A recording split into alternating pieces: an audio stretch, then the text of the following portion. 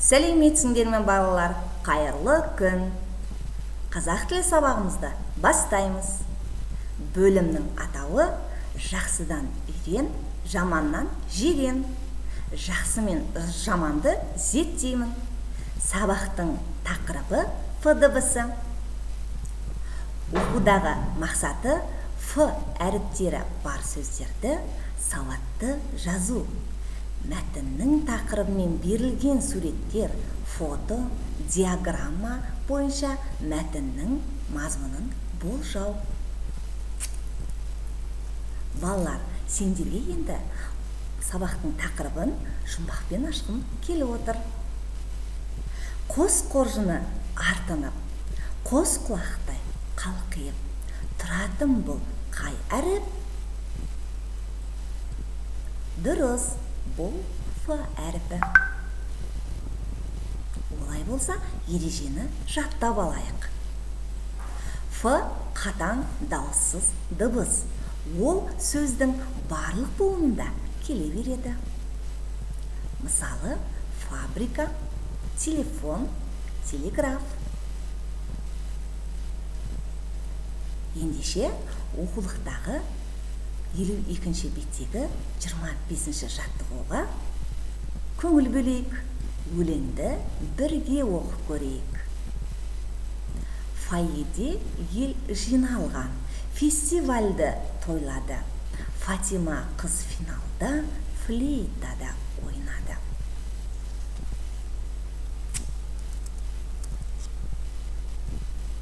Өлеңді көшіріп жаз. Осы өлеңдегі Ф дыбысы бар сөздердің астын сызып, бұл дыбыстың айтылуы ерекшелігіне назар аудар.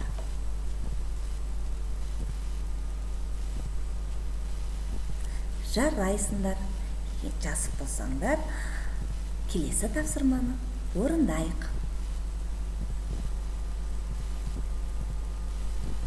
Суретке қарап, мәтіннің мазмұнын болжап көр. Бұл оқулықтағы 26-шы жаттығу. Мәтінді бірге оқиық. Өскенбайға апасы: балам, күн кешкірді, бұзауға бар деді. Өскенбай бұзау іздеуге шықты. Ауыл сыртында футбол ойнап жатқан балалардың қасынан өтіп бара жатқан. Әй, Өскенбай, мұндай ел, бізге бір адам жетпей жеңіліп жатырмыз, деп айқайлады балалардың біреуі. Аздап ойнайын деп ойлады да, жүгіріп барып ойынға қосыла кетті. Ойынның қызығына беріліп кеткендіктен бұзау Өскенбайдың есінен шығып кетті.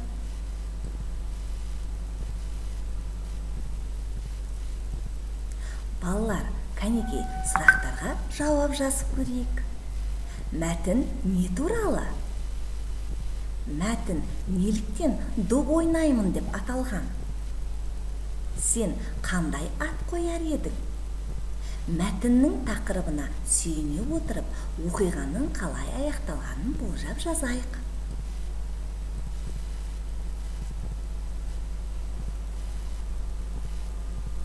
Керемет! Өзімізді тексерейік. Мәтін ойын туралы және Өскенбай туралы екен. Өйткені Өскенбайдың бұзауға бармай қалуына доп ойнауы себепші болады. Мәтіннің тақырыбы доп ойыны немесе ойынға алаңдау деп қойсақ та болады. Өскенбай өз қателігін түсінеді. Ата-анасынан кешірім сұрайды.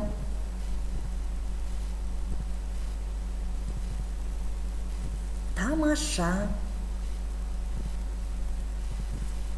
Балалар, тапсырмаға назар аударайық. Берілген суреттерге назар аудар. Әр суреттің атауын дәптеріңе жаз.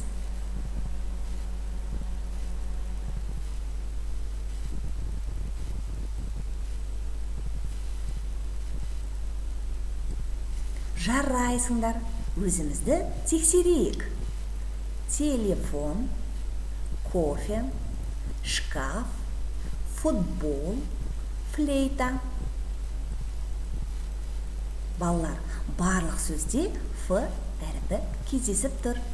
Яғни Ф әріпі кез келген сөздің әр буында кездесе береді.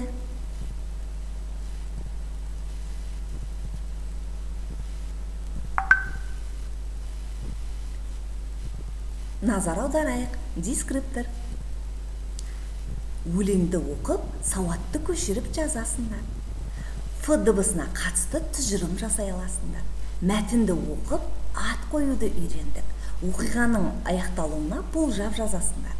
Суреттердің атауын қатесіз жазып, каллиграфиялық нормаларды сақтайсыңдар.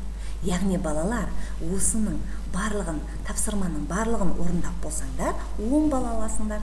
Әрі тапсырмаға 2 бал жүктелген.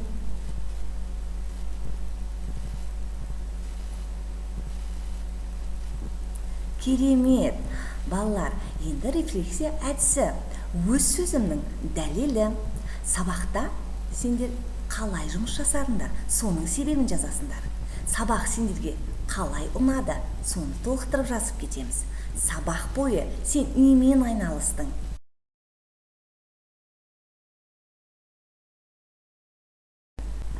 Сабақ материалдары сен үшін қандай қиындық туды, соны толықтырып жазамыз.